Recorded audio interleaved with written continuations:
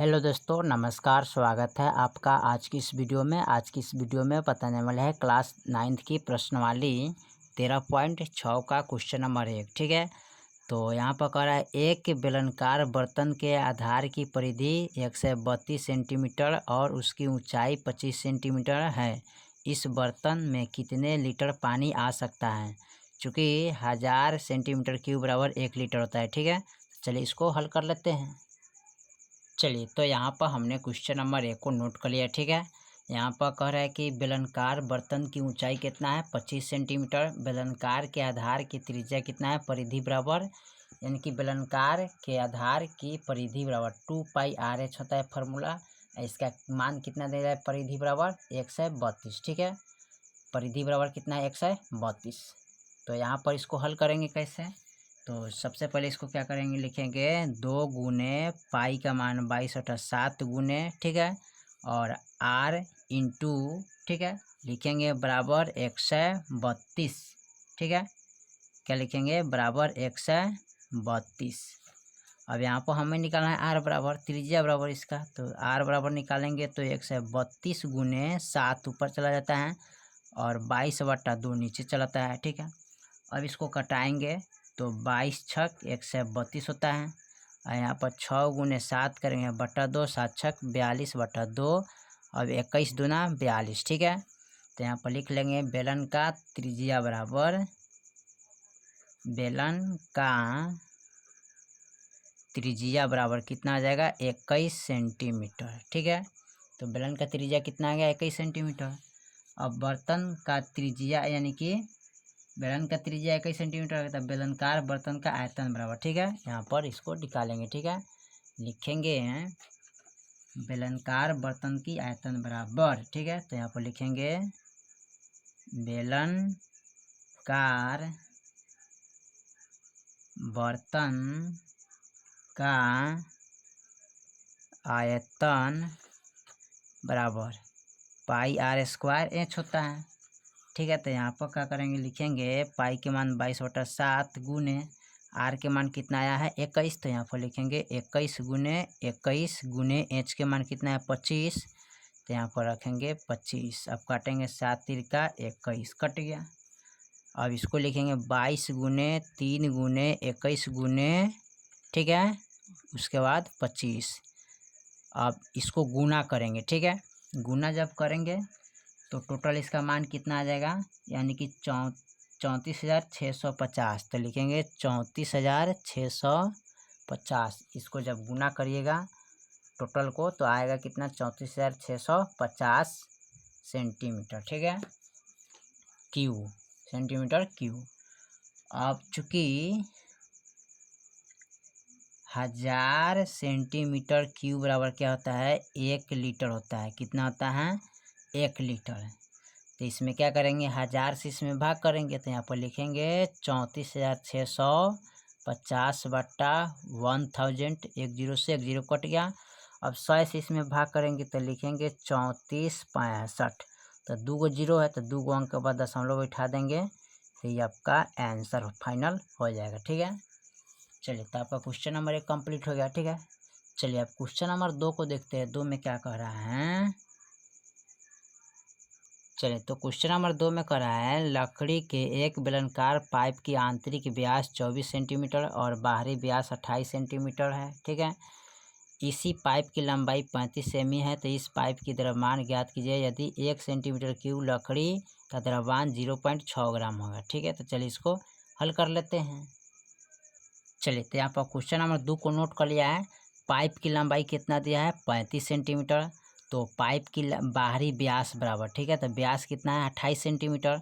तो जब व्यास 28 सेंटीमीटर तो इसका त्रिज्या निकालेंगे तो पाइप का बाहरी त्रिज्या बराबर, तो 28/2 लिखेंगे। ठीक है, यानी कि व्यास बराबर फॉर्मूला क्या होता है? d/2, यानी कि d से व्यास में क्या करेंगे? भाग करते हैं। तो इसी तरह हम भाग किए तो 14 सेंटीमीटर आ गया पाइप का, यानी कि त्रिज्या कितना आ गया? 14 सेंटीमीटर। ठीक है, उसके बाद कह रहे हैं पाइप का आयतन बराबर, ठीक है, पाइप का आंतरिक, ठीक है, तो यहाँ पर लिखेंगे पाइप का आंतरिक व्यास, ठीक है। पाइप का आंतरिक व्यास कितना है 24 सेंटीमीटर। पाइप की आंतरिक त्रिज्या बराबर यानी कि D/2 होता है, तो 24/2 लिखेंगे तो 12×24 तो 12 सेंटीमीटर। ठीक है। अब करें पाइप की आयतन। ठीक है, तो लिखेंगे पाइप का आयतन बराबर, ठीक है, तो फॉर्मूला होता है πr² H minus πr² H। ठीक है, क्योंकि 2 गो व्यास है, यानी कि यहाँ पर 2 गो बेलन की बात हो रहा है। ठीक है, कितने बेलन का 2 गो बेलन का बात हो रहा है, इसलिए यहाँ पर 2 गो फार्मूला हमने लिखे है। ठीक है, यहाँ पर, ठीक है, यहाँ पर आप 2 गो बेलन बनाइएगा। ठीक है, देखिए तो बड़का बेलन का जो फार्मूला है ना, 2 बड़का आर से दर्शाया तो 2πrH, 2πr², 2π यानी कि πr²H। ठीक है, छोटका जो बेलन है इसके अंदर वाले, ठीक है, उसका फार्मूला कहते हैं πr²H, क्योंकि इसको छोटका आर से दर्शाया, इसको बड़का आर से दर्शाया है, तो बड़का आर से दर्शाया है तो ये बड़का बेलन का हो गया, छोटका आर से दर्शाया तो छोटका बेलन का त्रिज्या यानी फार्मूला हो गया। ठीक है, अगर चलिएगा तो यहाँ पर देखिए, यहाँ पर, ठीक है, तो चलिए इसको हल करते हैं।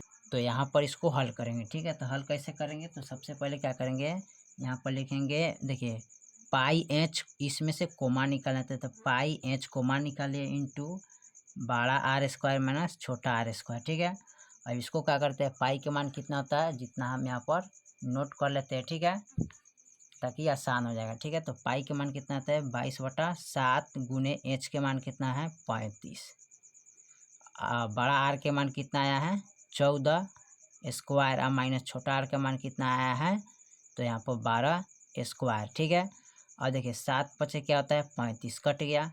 अब 5 दूना 10, 5 दूना 10 यानी कि 110। ठीक है, और 14 को 2 बार गुना करेंगे। ठीक है, तो 14 को जब 2 बार गुना करेंगे तो 196 हो जाएगा, माइनस अब 12 को 2 बार तो 12 बड़े 144। ठीक है, अब यहाँ पर 110 गुने, अब इतना में से इतना घटाएंगे। ठीक है, तो कितना बचेगा 52। अब जब ये दोनों को गुना कर देंगे तो हमारे पास आ जाएगा 5720, तो 5720 सेंटीमीटर क्यूब। ठीक है, इतना के गुना कर दिए।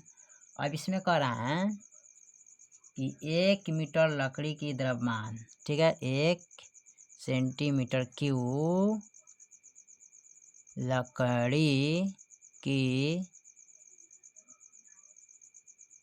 द्रव्यमान, ठीक है, कितना है 0.6 सेंटीमीटर। ठीक है, तो 5720 सेंटीमीटर क्यूब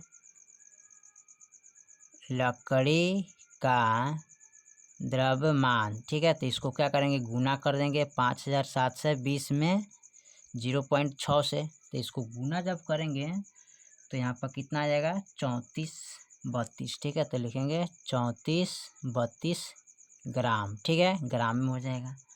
अब उसके बाद क्या करेंगे, अब करा 1 kg, चूँकि 1 kg बराबर कितना होता है 1000 ग्राम, 1 kg बराबर कितना होता है 1000 ग्राम, तो यहाँ पर इतना का कितना होगा, तो इसलिए 3432/1000 लिखेंगे।